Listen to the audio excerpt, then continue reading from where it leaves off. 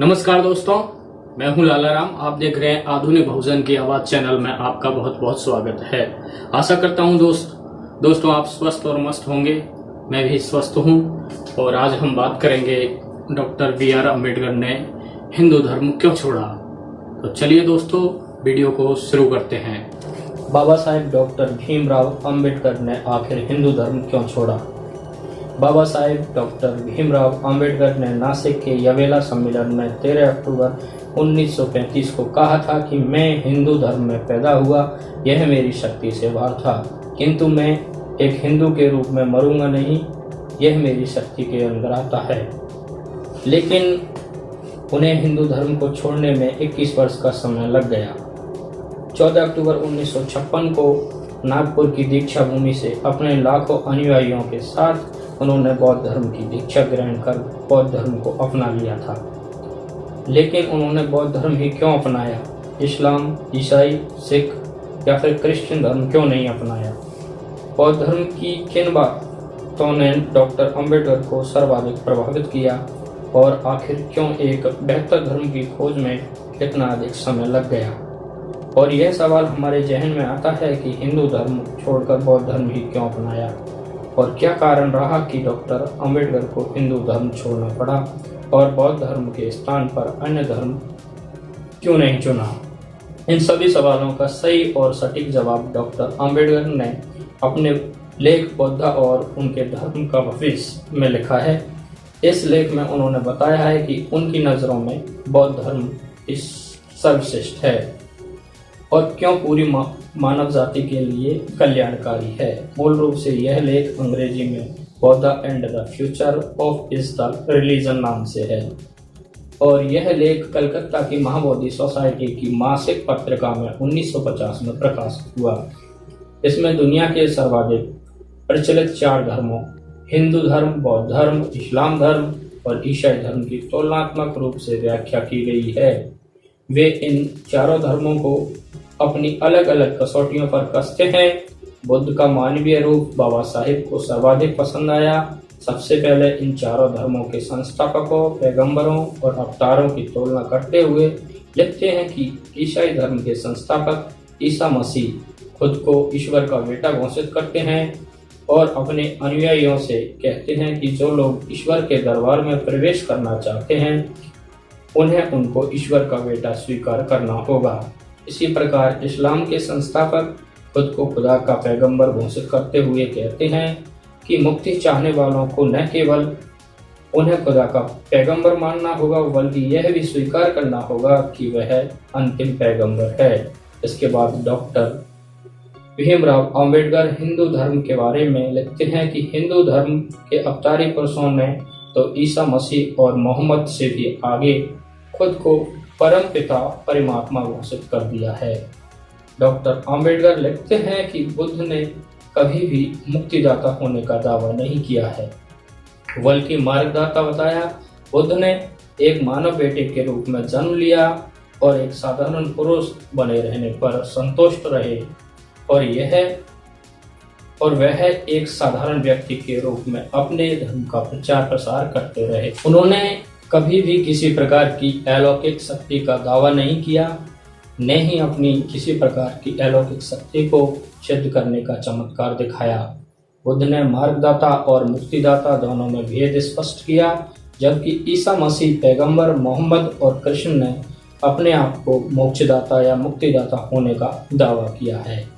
बुद्ध केवल मार्गदाता होने पर पूर्ण रूप से संतुष्ट थे।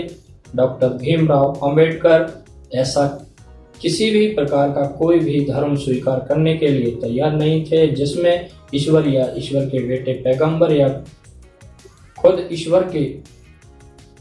ईश्वर के लिए किसी प्रकार का स्थान या जगह हो।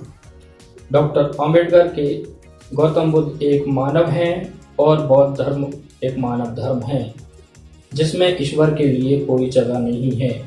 बौद्ध धर्म विश्वास नहीं, तर्क और अनुभव पर आधारित है। इन चारों धर्मों की तुलना डॉक्टर अम्बेडकर ईश्वरीय वाणी के संदर्भ में करते हैं और वे लिखते हैं कि चारों धर्म प्रवर्तकों के बीच एक भेद और भी है।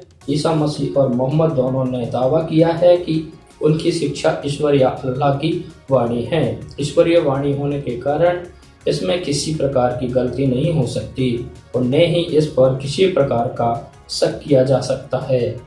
कृष्ण भी अपनी खुद ही की धारण की हुई उपाधि के मुताबिक विराट रूप ईश्वर थे और उनकी शिक्षा परमेश्वर के मुख से निकली हुई है। यह ईश्वरीय वाणी थी, इसलिए इसमें किसी प्रकार की कोई गलती नहीं हो सकती और न ही गलती होने का किसी प्रकार का कोई सवाल उठता है। इन तीनों की तुलना बुद्ध से करते हुए डॉक्टर अंबेडकर लिखते हैं, बुद्ध ने अपनी शिक्षाओं में इस प्रकार के अंतिम सत्य होने का किसी तरह का दावा नहीं किया है, बल्कि महापरिनिर्वाण सूत्र में उन्होंने आनंद को बताया है कि उनका धर्म तर्क और अनुभव पर आधारित है और बुद्ध ने यह भी कहा है कि उनके अनुयायियों को उनकी शिक्षाओं को केवल इसलिए सही और जरूरी नहीं मान लेना चाहिए कि यह उनकी दी हुई है। यदि किसी विशेष समय और स्थिति में इन शिक्षाओं से कोई बात सटीक और सही न मालूम होती हो तो इसमें उनके अनुयायी सुधार कर सकते हैं और धर्म में सुधार, संशोधन और विकास की संभावना है। डॉक्टर भीमराव अंबेडकर लिखते हैं कि बुद्ध चाहते थे कि उनके धर्म पर भूतकाल के किसी प्रकार के मुर्दों का बोझ न लादा जाए, उनका धर्म सदाबहार रहे और सभी वक्त के योग भी रहे। यही कारण है कि उन्होंने अपने अनुयायियों को जरूरत पड़ने पर धर्म को सुधारने और संवारने की स्वतंत्रता प्रदान की। आगे डॉक्टर भीमराव अंबेडकर लिखते हैं कि किसी भी अन्य धर्म के उपदेशकों ने ऐसा करने का साहस नहीं दिखाया। धर्म को विज्ञान और तर्क की कसौटी पर खरा उतरना चाहिए। धर्म को यदि वास्तव में कार्य करना है तो उसे बुद्धि और तर्क की कसौटी पर आधारित होना चाहिए, जिसका दूसरा नाम विज्ञान है। इस लेख को आप डॉक्टर भीमराव अंबेडकर द्वारा लिखित बौद्ध एंड फ्यूचर ऑफ रिलीजन नामक शीर्षक में देख सकते हैं। किसी धर्म के लिए यह पर्याप्त नहीं कि उसमें नैतिकता हो, उस नैतिकता को जीवन के मूलभूत सिद्धांतों स्वतंत्रता, समानता और भाईचारा को मानना चाहिए। इन तुलनाओं के बाद डॉक्टर भीमराव अंबेडकर बुद्ध की उन अन्य विशेषताओं को रेखांकित करते हैं जिनके चलते उन्हें बौद्ध धर्म अन्य धर्मों से श्रेष्ठ लगा। वे लिखते हैं कि यह तमाम बातें शायद बहुत आश्चर्यजनक प्रतीत हो। यह इसलिए कि जिन लोगों ने बुद्ध के संबंध में लिखा है उनमें से बड़ी संख्या में यह सिद्ध करने पर जोर दिया है कि बुद्ध ने केवल एक ही बात की शिक्षा दी है और वह है अहिंसा। वे आगे लिखते हैं कि ऐसा मानना बहुत बड़ी गलती थी। यह सच है कि बुद्ध ने अहिंसा की शिक्षा दी। मैं इसके महत्व को कम नहीं करना चाहता, क्योंकि यह एक ऐसा महान सिद्धांत है कि यदि संसार इस पर आचरण नहीं करता तो उसे बचाया नहीं जा सकेगा। मैं इस बात पर बल देना चाहता हूँ, वह यह है कि बुद्ध ने अहिंसा के साथ ही समानता की शिक्षा दी। न केवल पुरुष और पुरुषों के बीच समानता की, बल्कि पुरुष और महिलाओं के बीच समानता की भी। समानता को डॉक्टर अंबेडकर किसी धर्म का सबसे बड़ा मूलभूत सिद्धांत मानते हैं और वे लिखते हैं कि हिंदू धर्म का असली सिद्धांत असमानता है। चातुर्वर्ण का सिद्धांत इस असमानता के सिद्धांत का ठोस और जीता जागता साकार रूप है।